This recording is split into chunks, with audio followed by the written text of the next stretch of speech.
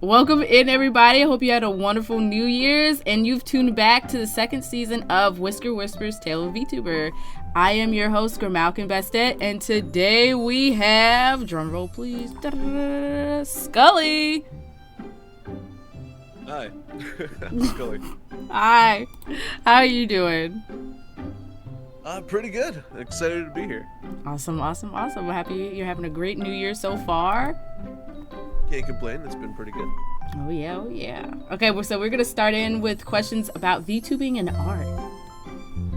All right, shoot. All right, first off the bat, what inspired you to become a VTuber, and how has your journey evolved over the years? So, my journey to become a VTuber was pretty funny because I had not set out to be a VTuber. Originally, what I had wanted to do was YouTube commentary videos, video essays, that sort of thing. However, when I was designing my, the different reactives that a lot of commentators have, like the different emotions, I went on Fiverr and I started looking up, like, hey, what are some things I could do here? And then I saw VTubers were actually like on sale, like people were modeling them, were rigging them, and for the longest time I had known about VTubers. Like I had watched Kizuna I knew about like the big mythology ones, like Mori, Gura, that kind of thing. I didn't know it was a commercial thing. Like I didn't know like people who weren't in big companies could actually do it. Yeah, like they could be like the indie VTuber. Yeah, I had no idea that was a thing. So I did some more research, and then a week later, I had drawn up and rigged my first model. Oh, that's pretty cool. You know... Yeah, it was not very good, but... but everybody has to start somewhere. That's what I always like to say. I love doing like the interviews and seeing how everybody started, because it's always so different. Like you have the people that have known about it forever, and then they were just like, "Yeah, I'm gonna do it," and then you have the people who had no idea what it was, and just somehow they just fell into it. I feel like I'm in that second camp to some extent. As an indie live 2D artist, what is the most challenging part about bringing your character to life? 100%. It is at least the hardest part for me is keeping up with all of the new innovations that go on in live 2D. Because there's constantly new tech that are being figured out by riggers, and that trickles down to model artists, and you kind of have to change how you do models depending on who's rigging it. Oh, okay. Yeah, because I don't do rigging, I only did modeling, and let me tell you, it can get very, very complicated very quickly. You might see like a very coherent piece of artwork at the very end of it, but if you look at the hundreds upon hundreds of layers, you'll realize that like, oh, this person did like this whole pattern that goes on the skirt, and it goes on for like so much more than they actually see on the outside, because it's constrained by different like bounds and different layer orderings. So it gets technical really quick. Very technical, and for every like piece of a model that moves, it's drawn in such a way that like you overshoot it when you're making a model. So like say you're drawing a shoulder, then you draw the under part of the shoulder where it would connect to the torso. Yeah. And it's a ton of work that nobody ends up seeing by design. But if it's not there, it wouldn't be a good model. So it's very underappreciated, I think. Like a lot of riggers get like, oh my god, that's so cool, and the riggers are the ones who bring it to life, so I get it. But model artists, they do so much work under the hood to make sure it all looks good. Yeah, if you basically need both for it to be perfect. Oh yeah. It goes hand in hand. I actually thought about getting a live 2D model like a while ago. Right now I have like a 3D one. I thought about getting a live 2D, and then when I saw like the pricing of rigging, I was like, ooh, I think I'm good. It can be brutal. I was just like, I am good on that. Can you walk us through the process of designing a VTuber character from scratch? From scratch now. Sure. Oh yeah, VTubers. So first you want to come up with a good design that suits you. The suits you part is the most important, I believe. A lot of people you see will end up doing a rebrand because they're unfamiliar with VTuber culture, or they're just like, I'm gonna throw a character at the wall, and don't do that. Think about the character you want to portray very, very hard, and think about whether or not you think you would be able to roleplay them, or if you're just doing a version of yourself, think about whether or not this like suit that you're gonna be embodying, you're basically puppeting this anime avatar, you know? So you gotta make sure it suits you to begin with. After that, you want to start designing it. So let's say you have a concept. We'll take mine for example. I wanted a very like rough and tough werewolf. Right? Yeah. So from there, I'm like, okay, what design elements do I really want to include? I want to include torn up clothes. I want to go for a more rocker vibe. Muscles. Right? Muscly, scarred. I want people to know at a glance that this guy gets into fights, but I want him to seem friendly still. So I incorporated a bunch of those, and then I sent it to an artist. I did my first original sketch, and I sent that to an artist. Because at this point, I had started moving away from what's it called? Doing my own art, because I'm like, I like my art. Other people like my art, but I have this artist I found years ago who I recently rediscovered, and I want him to do my art. I get that. So sometimes it's better to give like somebody else your project, because I know personally, if I'm doing my own stuff, I'm gonna be there for days, even years, maybe. And so I gave him all these good ideas that were taken from a bunch of designs that I had done, a bunch of designs other people had done. Like, I like this, and this from all these designs, and he basically managed to coalesce them together perfectly, which was amazing because I was super happy about that. But things you want to keep a good eye out for when you're actually like making a model with someone, or if you're doing it yourself, your torso should be the most important part, because 99% of the time, the bottom half of you will not matter. Yeah, because it's not going to be seen usually. So you want to make sure you have your most visible, most important parts up top. You can have the most pretty dress in the world, but if no one can see the bottom half of it, does it really matter? Can I ask you a question then off of that? It's just something that came to me. Have you had like people... Have you ever made like a model where it was no bottom half? It was just like the torso up? Yeah, I've done a torso up model before. Just one. Oh, okay. I was thinking about it because I'm like, if I don't have to make the whole bottom, why would I? A lot of people like having the bottom just in case, because it is a little strange for someone to be like a disembodied torso, right? Yeah. But that's what the reality of VTubing is for the most part, unless you go for a 3D design, which I think we're going to talk about later. But I do believe. Yeah. Don't quote me. I don't know. But make sure your torso is the most important part.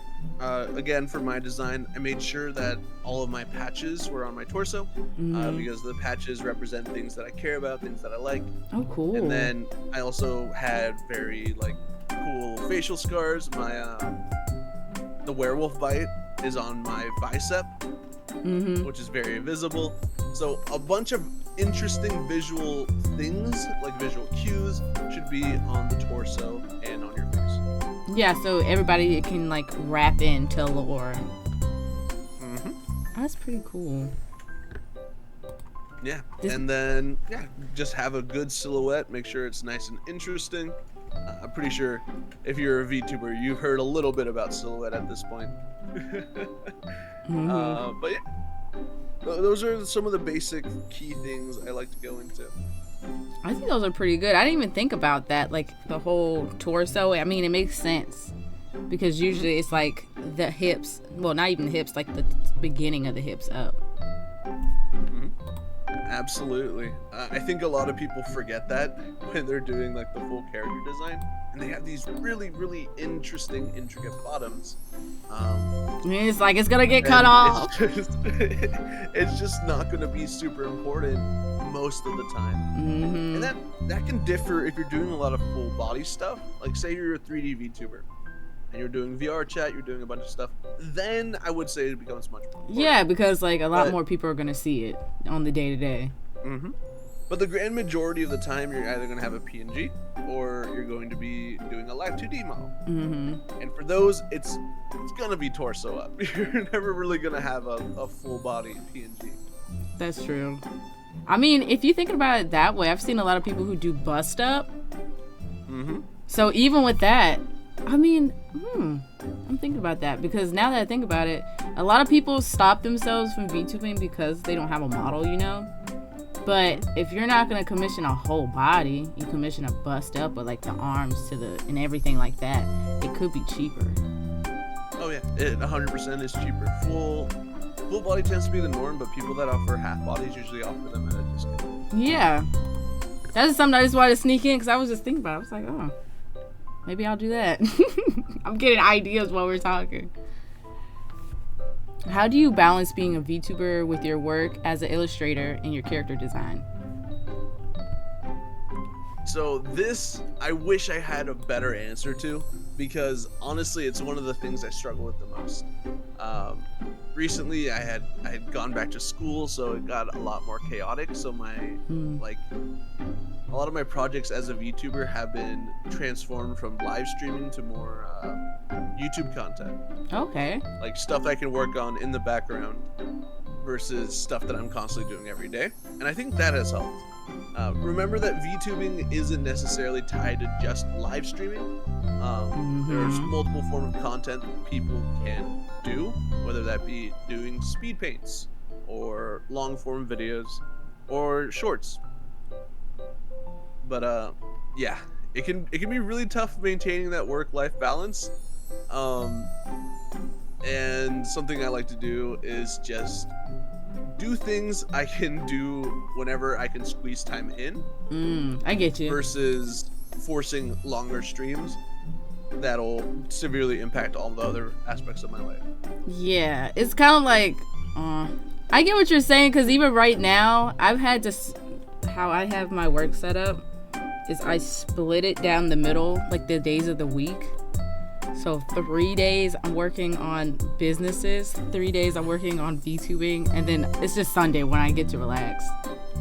If even that, because I stream on Sundays. But I'm trying to pull in more YouTube content so I don't have to like kill myself so much. You know what I'm saying? So that kind of like puts a bow tie on what I'm doing. It's like, yeah, it's not just me doing that. Okay, and the final questions for the VTubing and art section of the interview is, what advice would you give to aspiring VTubers looking to create a strong and cohesive brand? Okay. So when you're trying to design a brand, you want to go for a few things. First, I would say have some kind of iconography. For me, it's this big like skull that has fangs, and it's this big golden skull. It's on the back of the jackets for my model and my wife's model, and I use it for a ton of the branding. A lot of the, like when I did merch designs, it was on like the back of the neck, that kind of thing. And so having iconic iconography is really good. I mean, that's what it's supposed to be for. I would say to have very strong cohesive colors. So for me, that is red. The bar design is red. A lot of it's red and gold actually for me. Red and gold. So my bar is red. I got gold accents on a ton of stuff. It ties back into my model. It ties back into my overlays and a ton of the other stuff that I'm producing. So by having like these strong through lines, you can make a more recognizable brand. Yeah, people will know it's you. And like my name is Skullysinful, so of course my main logo being a skull is gonna just work out. Yeah, it just mixes together. And just make sure to incorporate it over and over again with all the stuff that you make. If you're going to be making some TikToks, make sure that the text you use is red and gold, you know?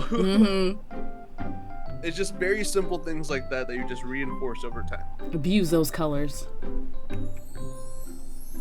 Colors is probably the easiest way to do that. Say you are a cotton candy VTuber, so you're using a lot of pink and blue. Then when you're doing text for new TikToks or short form content, or when you're just doing captions in general, have one of the colors be pink, and then when a word is read, that's blue. And then just incorporate that over and over and over again, and people will start associating those colors with you, and it'll look nice. It'll look nice if you just use these colors over and over. Oh yeah, because I know I use this bluish green, and it's like in my hair, it's on the outfit, and even in the background. A lot of people, because when I do posts, I use a lot of blues, golds, and purples. Everybody's like, I knew it was you, because they sent it to me, and they were like, did you do this? I'm like, yeah. I didn't even realize it was like that was what I was doing for the longest, but it just worked out. I just like the colors. Alrighty, now we're gonna move into the horror and pop culture. Ooh, fun. You ready? This is where I can loose it up. Yay! Alright. What is your favorite horror movie, and do you have a casual recommendation for scaredy cats? AKA me. Okay. So, my favorite is probably Scream, the original. Okay. Which I also recommend to scaredy cats, a little more tongue-in-cheek. It's very self-referential to slasher movies. Matthew Lillard is in it. That fine man. Yeah, Matthew Lillard is in fact in it. Yeah. But yeah, Scream is probably one of my all-time favorites. I love all the Scream movies actually. But yeah, and I think Scream's very easy to get into in terms of horror, because it's not a very in-your-face blah blah blah. You know. Yeah, it's not really that gory. It's gory. I'd say it's gory. I mean, but, it's the tamer version. It's not a lot of jump scares. It's more suspenseful, and since it's a slasher, you got a lot of more fighting. A lot of the scares come from like tension rather than, you know. Yeah, it's mainly the build up. But yeah, those movies are super fun, and that is my baby recommendation. Just so happens to be my favorite. Yeah, it's a 2-in-1. Which manga or book are you currently reading, and what about it has drawn you to it? What is making you read it? Okay. So the most recent one is actually this independent manga that's being developed by this artist on Twitter named Ramiya Yana, and it's a really, really cool independent project. I don't really read a lot of indie manga, so this is like one of the first times I branched out and started reading something that's just done by this independent creator, and it's impressive. Oh wow, you're gonna have to send me a link to that. Yeah, absolutely. It's like what's the best way to describe this? It's like a mixture of Berserk with a hint of One Piece, and then you just got splashes of a ton of other different things that just make it very fun. It's very much like a shonen battle kind of thing. Okay. But with just really, really cool character designs. Ooh, hold on. I'm gonna have to Google that. Yeah, I've actually posted about it a lot on my Twitter. Because I was live tweeting my read through. Oh. I've seen a lot of people do that. Man, I be getting so swept up into stuff I can't find the time to like go back. But yeah, the art style is crazy. It's like it's almost like painterly charcoal. Oh, really? Yeah. And it's just impressive sometimes. That's pretty cool. I think it's always good to look at like the indie work, because I know I got into this I don't know if you would call it manga.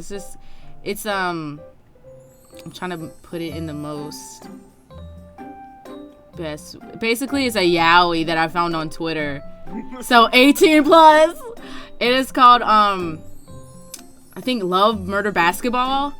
Right now it's on hiatus, but you got like a full season to read. It is so good, and I can go on for hours talking about it, so I'm not gonna go in depth. But oh my gosh, the drawing, amazing. The scenes, Got you staring out the wall. It is good. So go read the indie people. If you see it, read it. It's gonna be good. Usually. People have too much like It's hype on so the mainstream.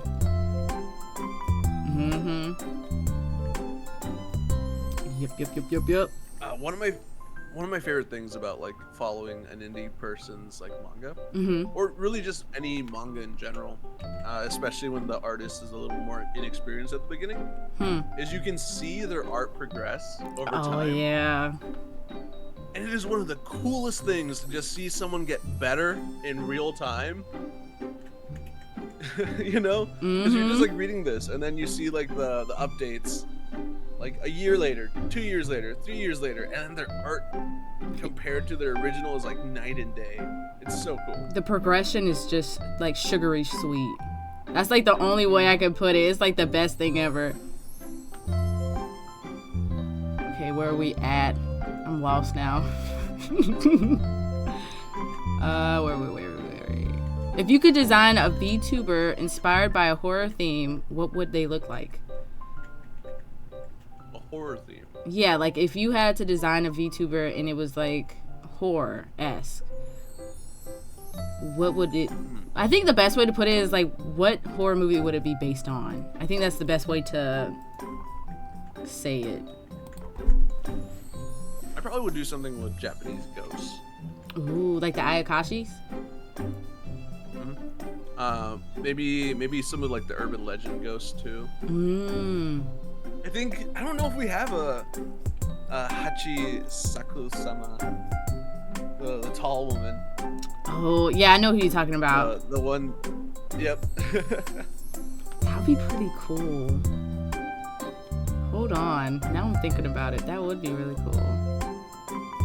You know what I'm shocked about? You remember back in the day when, I think it was like 2017, 2016, so not that far back. You know that Momo thing that was going around? Yeah. I'm surprised I'm surprised nobody made like a horror movie based off of that. Cause that would have been pretty good. It would have been cool. Yeah, it would have creeped me out. I'm not really seeing any Hachi-shaku-sama VTubers, which is a shame because it's literally just a tall woman. It could be so easy with long dark hair, and like I feel like it would very much appeal to a lot of VTubers. I mean, it would be. And my thing is, if somebody was to do it, I feel like they should do it where everything to like the background should look creepy and grimace, but they're the most goofiest person. That would be perfect. That's always the fun. They have to be the most cutest person ever. Yep. The Gap Moe would be very fun. Somebody needs to do that. We gave you the idea, now make it happen. Make it real, y'all. For real, I want to go follow you. Make it real. And if you are out there, show yourself. I think that would be pretty cool. What trends in pop culture do you think are influencing VTuber character design right now? I've seen a lot of mythology pop up. Yes. I feel like mythology has been a big thing, but I know there's like this indie company or like an indie agency that is pumping out lots of Greek-inspired VTubers, which I think is fun. But then I've also seen a lot of indies just go with Greek legends, monsters, and heroes for their inspirations. So for whatever reason, mythology is popping off. Yeah. And I think it's always has been because a lot of the bigger indie VTubers are also some sort of people like being demigods. Yeah. For their VTubers. But yeah, and I think a lot of people take inspiration from like Greek, Egyptian, all sorts of different mythologies to make their VTubers. So I think that's a trend that we won't see go away for a long time. You know what? I was about to say, I don't know why people would do that. And then like I sat back and I looked back at my screen. I was like, dumbass. that is literally what you did. I was sitting here. I was like, I got to think about why they do that. And then I looked over and I was like, no, you don't. Yeah, there's a reason I dropped Egyptian in there. Yeah, I knew it. It was a sneak diss. I know. I knew what you were doing. Hey, listen. I chose after being in the VTuber community for a long time to rebrand as a werewolf. All right. Yeah. So like, I know a little bit about derivative designs, I'd say, because oh my god, there are so many canine VTubers that exist. Oh yeah, there's tons of them. Yep. There are tons. But hey, everybody gets in, like, I feel like when you're VTubing, you're bound to be in some type of niche. Even if you're like in a subgenre, or like if your lore, let's say you might think your lore is the best lore out there, you're always going to be in some sort of niche. Yep. No, I agree. Nothing wrong with it. That's why I say do what makes you comfortable. There is value in being unique. Oh yeah. There is also value in being comfortable with the character you are playing to the point where you manage to sell a concept better than anyone else. Because sometimes my mom has this saying she used to say when we were growing up, which was, you don't have to create the wheel, you just have to make it better. So it's kind of like that. And we have officially gone into rapid question time. Let's go. All right. All right. Let me stretch. All right. Now, some of these is nothing crazy, but some of them you might be like, why the fuck are you asking me this question? So, yeah. Are you ready? Yeah, I'm good. All right. Starting off, if aliens were to land tomorrow, what is the first thing you would say to them? It's not worth it. What is your go-to karaoke song? Be honest. Tequila. Really? Okay. Easy. It's easy.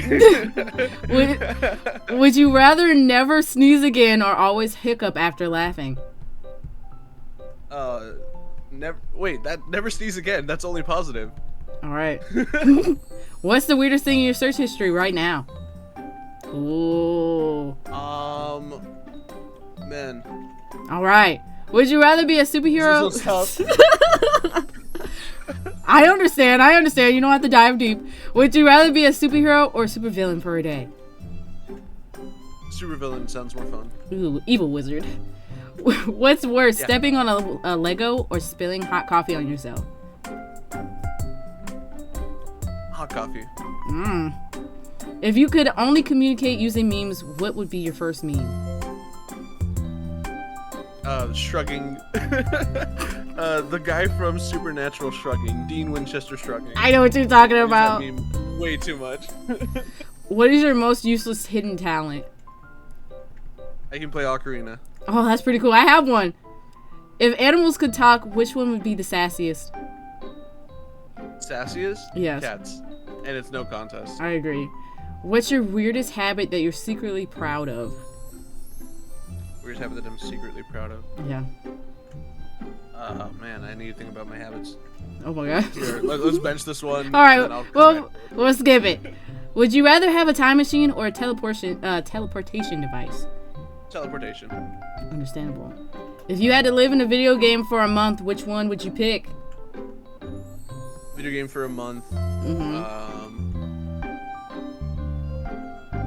Would I be a like this one requires a bit of context? Would I be a character, or would I still have like some of the powers of the you would be your player?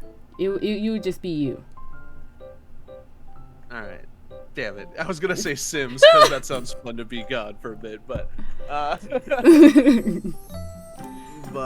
let me put it this way: you will be a new main character. A new main character. Yeah, I feel like that's the best way to put it. You're not gonna be like the little bonus character that nobody cares about. You'll be a new main character. Man, crap. Oh, I got you on this one. I always get somebody with one of the questions. I got you with two. Yeah, let's go with Final Fantasy 14. You are the second person to say that. Oh my god. It sounds like fun, and if I stay in the cities, I won't be in that much danger. And there are like cute girls around. You had Zelda Breath of the Wild right in front of you. You had Zelda. That is mostly a wasteland. That is mostly a wasteland. No, they have the little towns. Yeah. They have the little towns. They have the little towns. Yeah. Which are constantly under siege by giant monsters. But it's alright. I'll take the safe cities.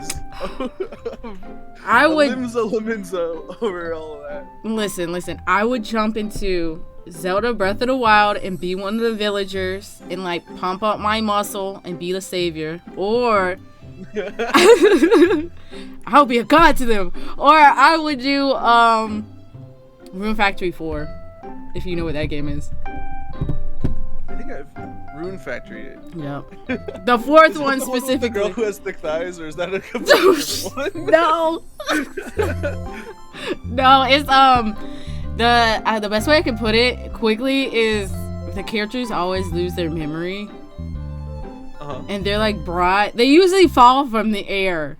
Like in Rune Factory 4, she falls from like this airship, and there's like there's like a celestial dragon. It's so much stuff going on. I'm sorry. Hold on. I'll just send you like the webpage for it. And you can look at it on your own time. But yeah. Oh, I was thinking of Atelier Ryza. Oh no. Which, you know what? Looking at both games, I understand why I made why my wires got crossed, because they have similar vibes. They do. Hold on. It's this one. Oh my god, that's so much that's a long link. There you go. Yeah. Yeah, that one. Because like it doubles as a dating sim, so I would not get bored. Okay. I would not get bored in that. I got you. Oh yeah, but you still have to fight monsters and stuff, because like they have like a knight, but for some reason she can't fight either. But that's neither here nor there. You know, I changed my answer to Helltaker. Really? Yeah. Why would you? Screw it. I'll go to hell, fight some skeletons, and get a bunch of really cute demon girls. You know what? When you said Helltaker, I thought about that one. What's that video game called? It's like. Wait a minute, because that's gonna kill me if I can't get it. It's a video game, and it's really known for just having like overly sexualized buff dudes, like furry things in it. I don't know why. It ended up coming to me. Hold on. I made it like my screensaver for like 3 weeks for no reason. That's hilarious. Yeah. I don't even play the game that much. I think it's only like the demos out. Hold on. It's hell something. What is it? I changed my answer again to Cloud Meadow. Oh my, are you gonna change it every 30 seconds? You know what? Indecisive. Hold on. Nah, I'm locking in Cloud Meadow. That's a pretty good one. Why would you pick that one? Oh, here it is. Here it is. Hold on. I just sent you the pictures of what I'm talking about, the video game. Alright, I'm waiting for them to pop up. But yeah, Cloud Meadow's one of those cozy farming games. Cloud. It also has some dating sim elements. Meadow. And then some more elements. Cloud Meadow. Let me see. I've heard about this game. Oh, I get it. This is some wild screenshot. Wait a minute. Don't judge. These are actually from the game. I'm not judging. I'm just saying that they're pretty wild. Oh yeah. But yeah, I get why you say the Cloud Meadow. I think I'll have to second that. Yeah. So we'll both. You were also changing your answer. Yes. Now that I looked at the pictures, yes. Yes. Understandable. Yes. Cloud Meadow has a lot to love for everybody. Now we're gonna have to get Cloud Meadow on my downtime. All right. Back into the questions. All right. Now we're going into branding and storytelling. What role does storytelling play in building a VTuber's character and brand? So one of the best parts about, or like one of the most crucial things I think you should do when you're trying to make a story with your VTuber is to incorporate the story into the design as it's done. So my character is a bar owner. I wanted to kind of reflect that in his design. He looks more rough and tumble. He looks like the kind of guy who would serve you drinks. And then I also wanted to be like, okay, what else can I convey through my character design alone? He has a ton of scars. That means he's been in a ton of fights. You can see the werewolf bite on his bicep, like I mentioned before. His hands are also scarred up. His knuckles have, what's it called? Callus? Scarring, to show that he's been in his fair share of fights. He's rough and tough. So, yeah, he's rough and tough. It's all to sell that kind of idea. And then once you have that idea sold, you can start building up your other elements around that. So he runs a bar. What does his bar look like? Lots of neon red, because a lot of his main colors are also red. And just that kind of vibe. You just keep on pushing it forward and forward and forward, more and more, and then you can start like unraveling. I get you.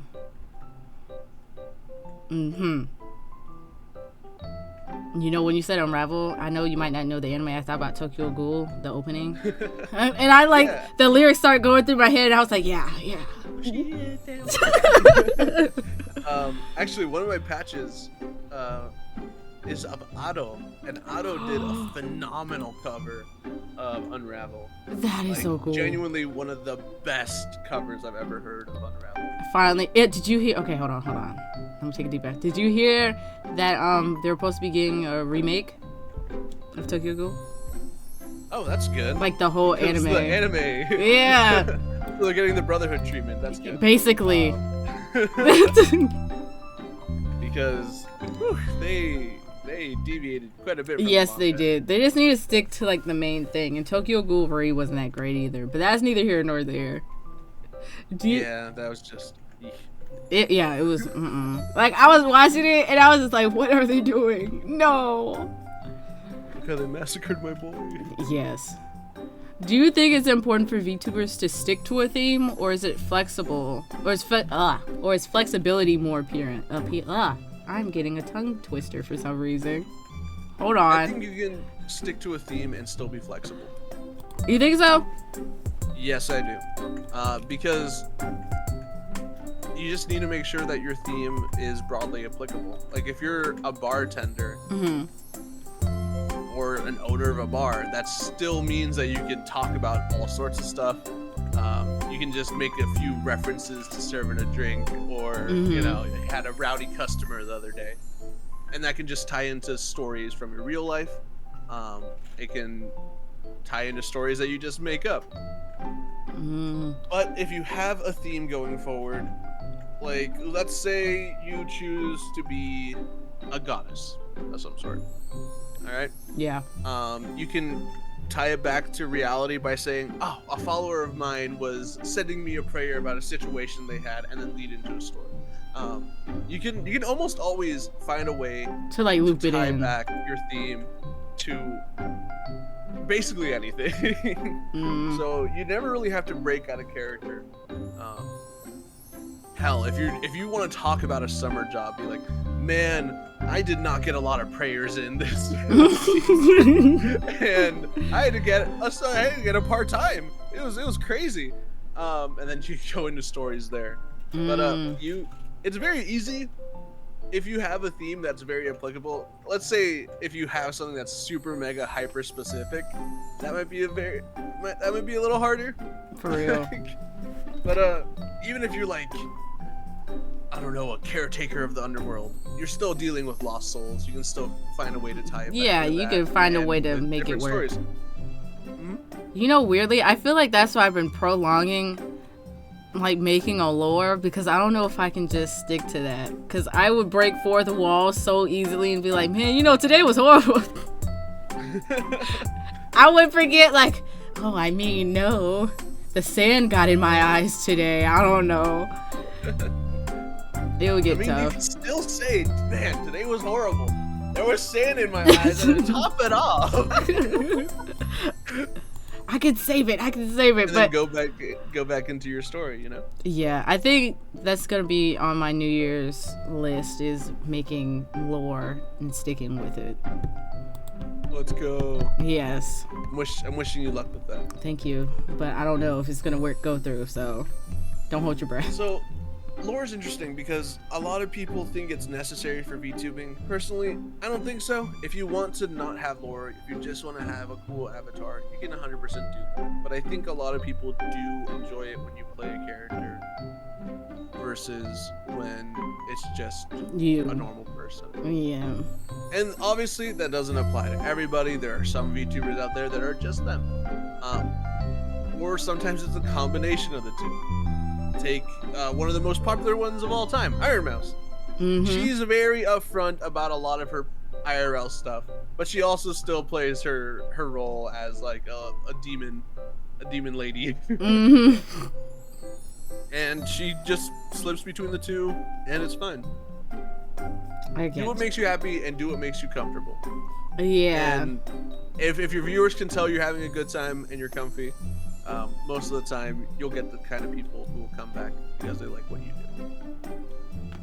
I agree. How do you ensure your character design resonates with both clients and their audience? All right. So this is where I ask a question. What do you intend to do with your design? Mm-hmm. Like, what's your intent here?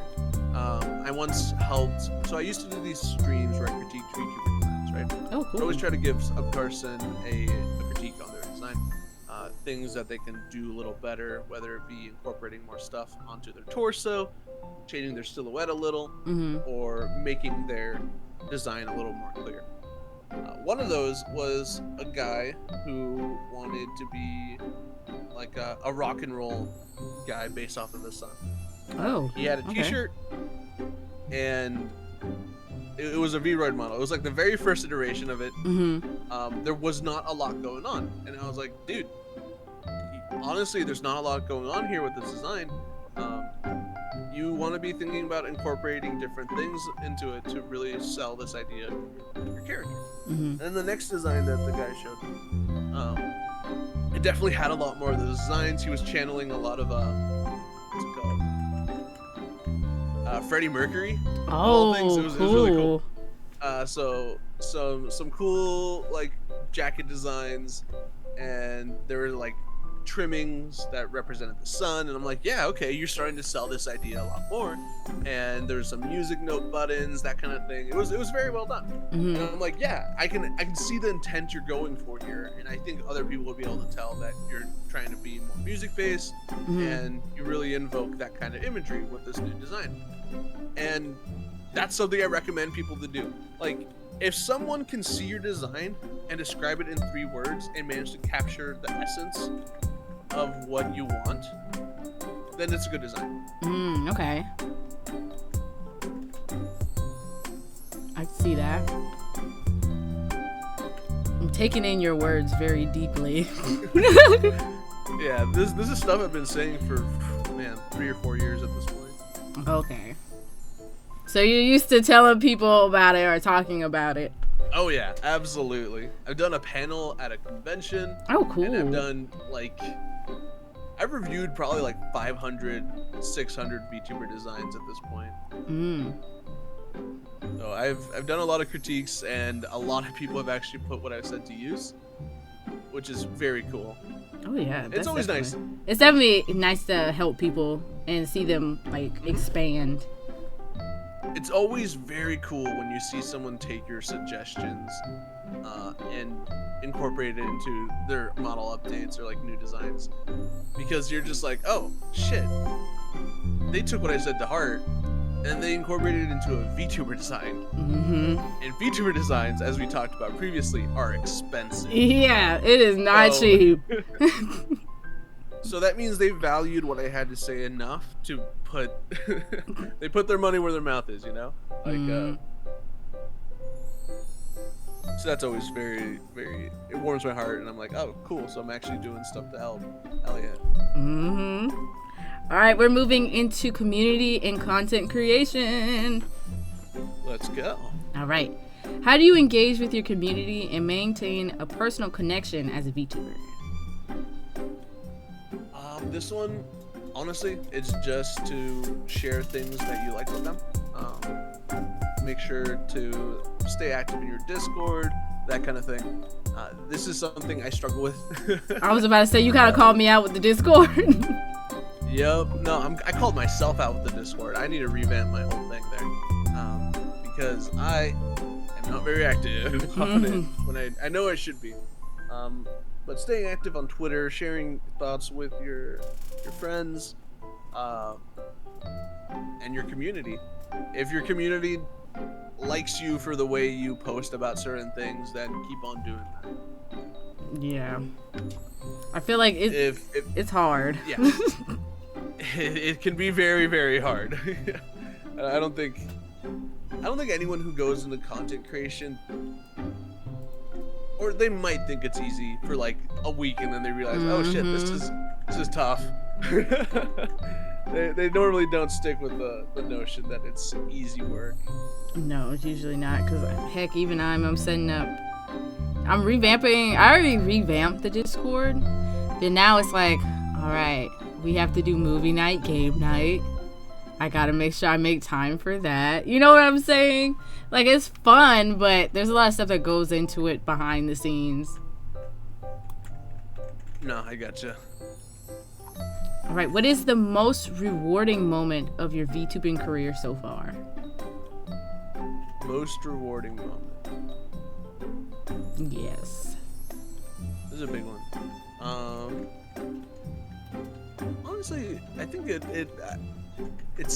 goes back to those critiques, because I've seen a ton of people incorporate them, and I don't know. There's just something about that makes me feel honored that I was able to help out in such a way, and it means a lot to me to see people use the suggestions I make and take them to heart.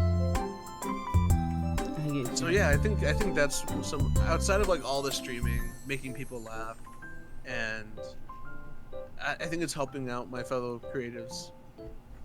I can see that. It's always good to, I think one of the best compliments I've ever gotten after a stream is somebody said like, I calmed them down when they were very like anxious, and I thought that was cool, because growing up, you know, you're always told be quiet, or like you're doing way too much, you're being too hyper, you know. But being able to be your true self and somebody is getting something good out of it, I think that's always great for both parties. No, I agree. Yeah, there's moments like that I've had over my career, over my time streaming. Yeah. Where it just made me sit and be like, wow, I think I might have genuinely helped a person today by just existing, which is a very fun feeling. It's like, wow, okay. In this moment, I mattered to someone, and I made their day better by just being here. Yeah. I got deep for a second. Hold on. All right, this next question, I'm going to give you my answer before I ask for yours, because sure, go ahead. I always want to get that out. But how do you, hold on. Yeah. Do you think VTubers should address political or social topics, and how can they do it effectively? Personally, me, before we go in, I don't think people should. I feel like VTubing should be a way to escape life, and I don't feel like bringing it in is always the best choice. So, I think this is on an individual person's perspective, right? So, VTubing to me is just another form of content creation in which a person chooses to use an avatar, right? Yeah. So, because of that, I think there's room for VTubers to be able to talk on any sort of topic, and that includes politics. A lot of us have experience with politics, and we just don't end up talking about it. Personally, I think it's fine. There are issues that a lot of people face and a lot of people deal with. Will you alienate some people by discussing politics of some sort? Yeah, probably. Is it worth it? I think so. Personally, I think so, because it's just another way to curate your community. If people are offended by the things you have to say, or if people are outraged by the things you have to say, then maybe they weren't a good fit for your community in the first place. I didn't think about it that way. Yeah, because I kind of get what you're saying. Yeah, because if somebody's that mad about your opinion or what you're saying, of course you wouldn't really want them in your camp. You know what I'm saying? I get it. Gotcha. Yeah. And yeah, I definitely think there's room for talking about politics if you're a VTuber. Listen, just because you represent yourself with an anime avatar doesn't mean you don't exist in this world. Yeah. And you don't have anything to say about the things that happen in it. And for some people, like some VTubers, they don't want anything to do with politics. And honestly, that's their prerogative. If you don't want to deal, if you are using VTubing as an escape for yourself, don't feel pressured to talk about politics. This is only for people who want to do it. Like, I was pretty vocal for a while there, and I don't regret it at all because it's important to me. That's like, understandable. My VTuber is also Latino. Yeah. I'm gonna talk about what I think is important. Yeah, I feel like a lot of people forget that, because I know I had somebody thinking that I was feeling something way, and I was like, okay, at the end of the day, you gotta remember I'm black, okay? So kind of go with that, you know? I think we're actually getting to the bottom here. Yeah, I think this is the third to last question. All right, hell yeah. It's been fun so far. Yeah, I've had a good time. How do you balance creating content for yourself versus catering to what your audience wants? Ooh, this one is, man. How do you not get lost in the sauce? This is a question you can do a whole video essay on. If you haven't seen it, like you in particular, and if you're a content creator listening to this, I would highly recommend you all watch a little short film on YouTube. Actually, it's pretty feature length at this point. It's an hour and 38 minutes or something. Ooh, okay. It's called "Don't Feed the Muse," and it's a really cool horror thing. Little web series that this guy who got very successful making SpongeBob conspiracy theories made. Oh wow. And it is a wonderful, wonderful look at that idea of creating what you want versus creating for your audience. It actually is. I've actually started writing about this because it managed to hit me very hard as a creator who's struggled over and over again to find something that resonates with people. And the one time I had something that resonated with people was something I didn't want to really be associated with too much. It was basically, it wasn't anything bad, right? It was just there was some controversy about Twitch streamers abusing VTuber tags and stuff like that. This happened about 2 or 3 years back, and I was like, okay. I made like a parody, not even a parody. It was like a soft commentary video where I took some jabs at a creator who was flipping out, and I got hundreds of followers. It was the first time I've ever seen like my follower count go up in real time. Oh wow! Outside of streaming. Yeah. Like I got a few thousand followers on Twitter, and it somehow spilled over to my Twitch as well. And it was the first time that ever happened to me.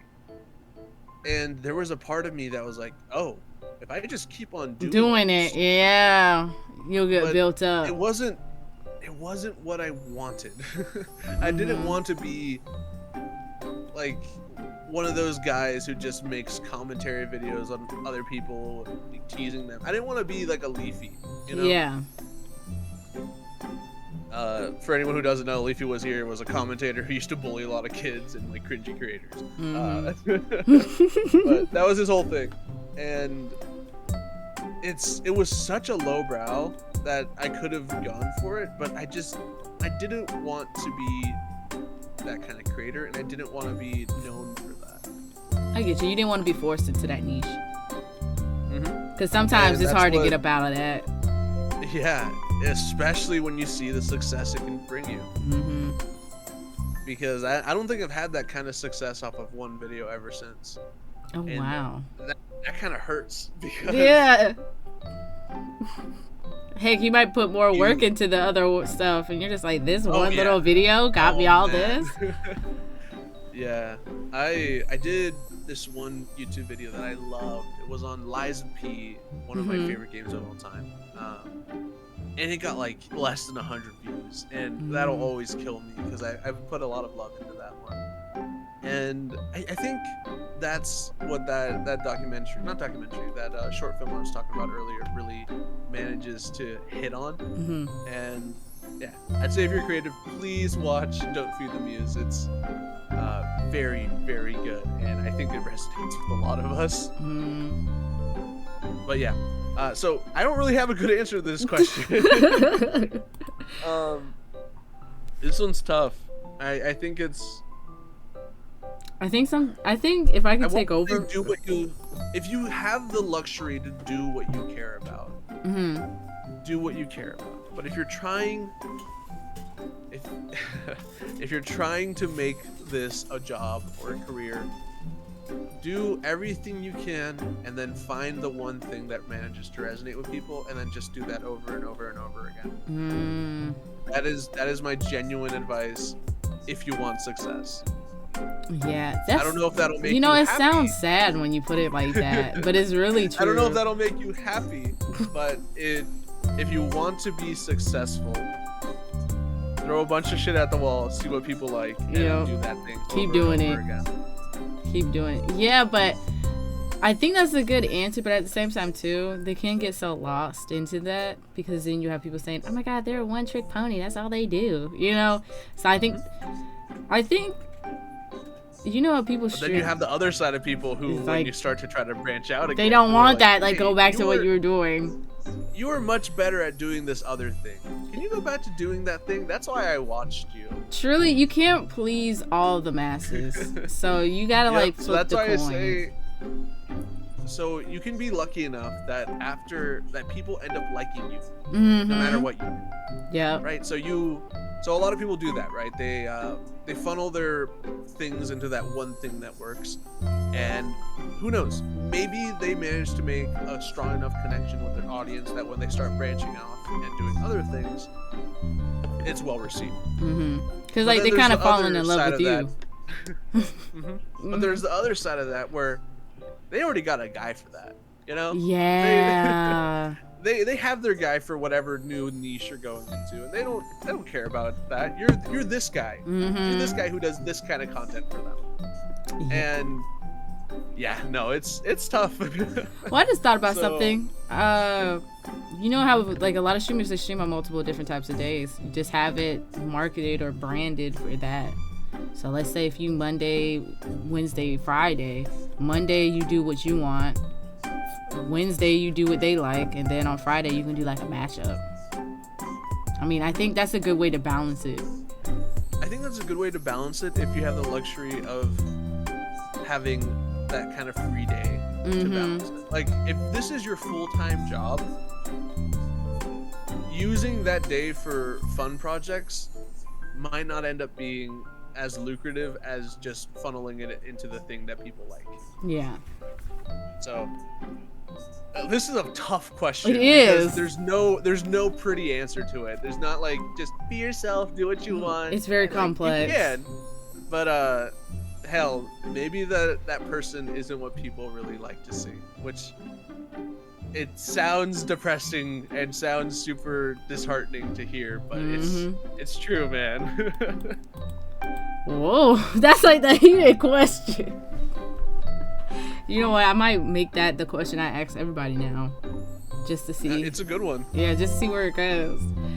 Now, in our final two questions, we have: where do you see VTubing and character design evolving into in the next 5 years? So, like, I think 3D VTubers are going to be some of the biggest. Do you think so? Innovations that we're going to be getting. Yep. A lot of 2D or a lot of 3D designers have been able to replicate 2D designs. Yeah, I've seen that. With increasing skill. And it's only becoming more and more affordable. Like, I got my 3D model for around $600. Ooh, that's not bad. Might sound like a lot, but if you're a VTuber, you know that live 2D models can go for $2,000, and that's just the model art. That's not even rigging.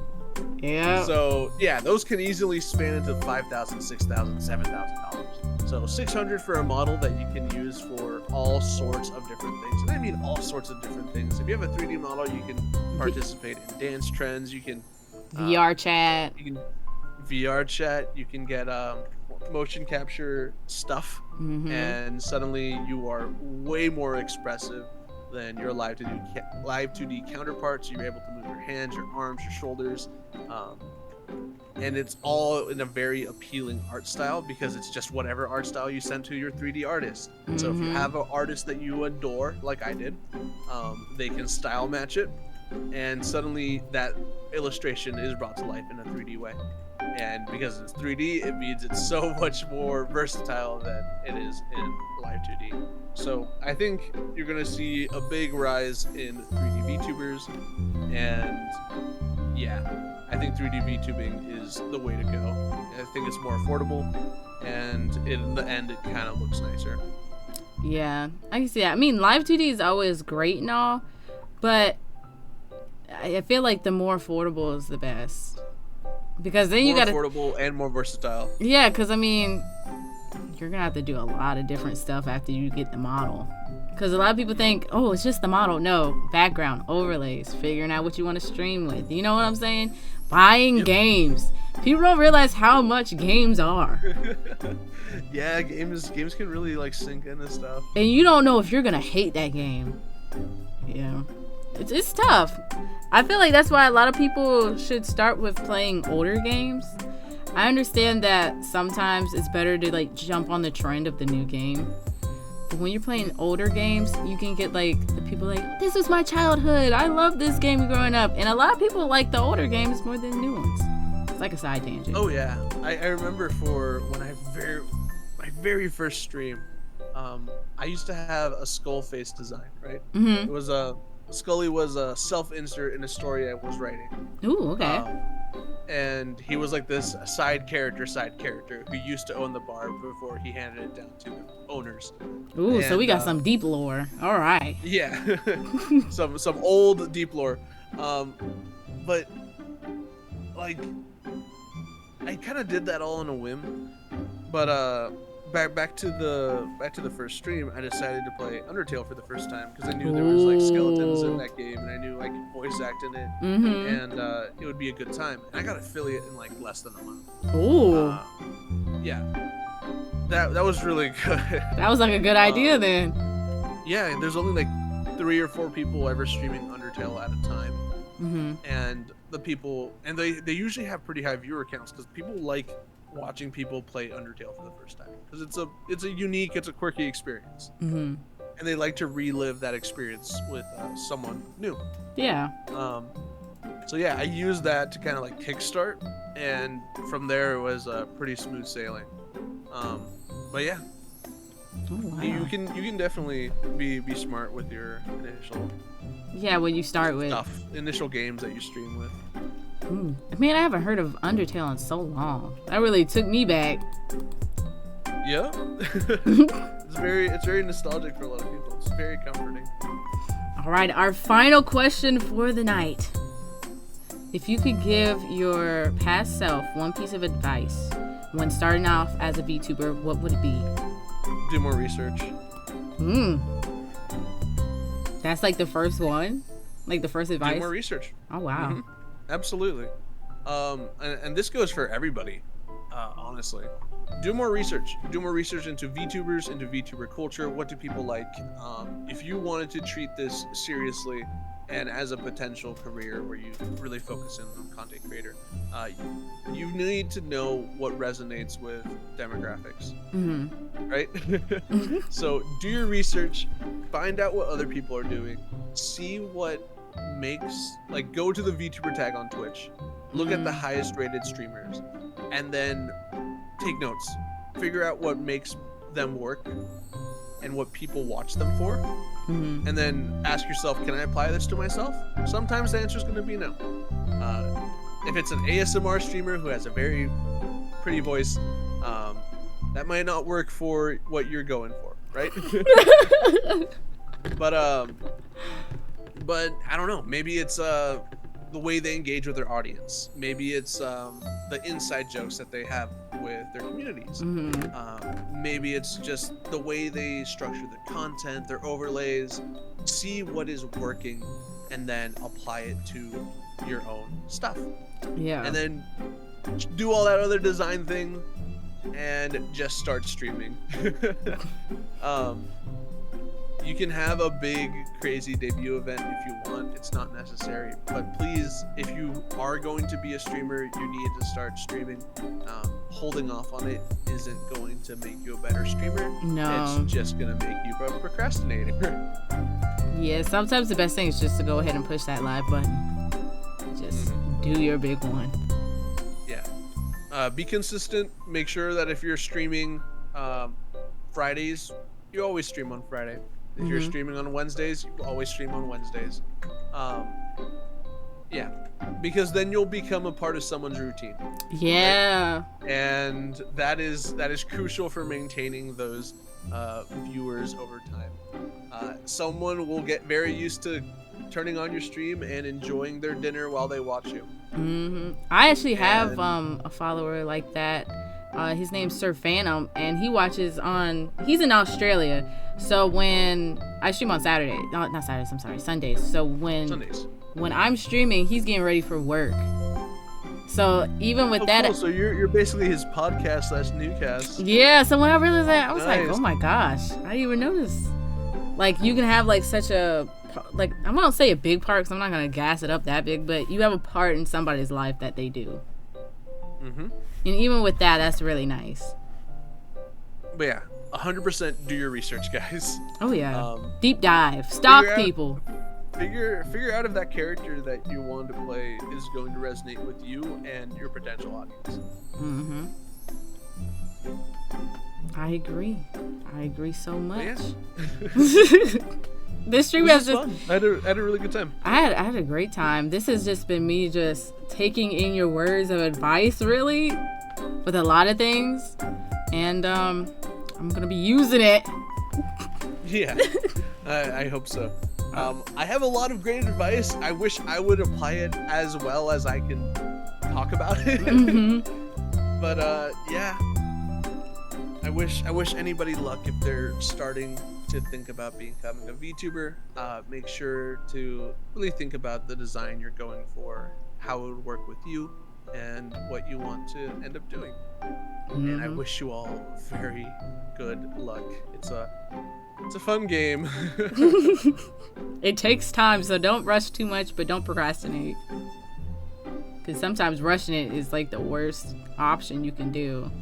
You gotta like kind of, you know, like how you sit on wine and let it like get better with time. You know what I'm saying?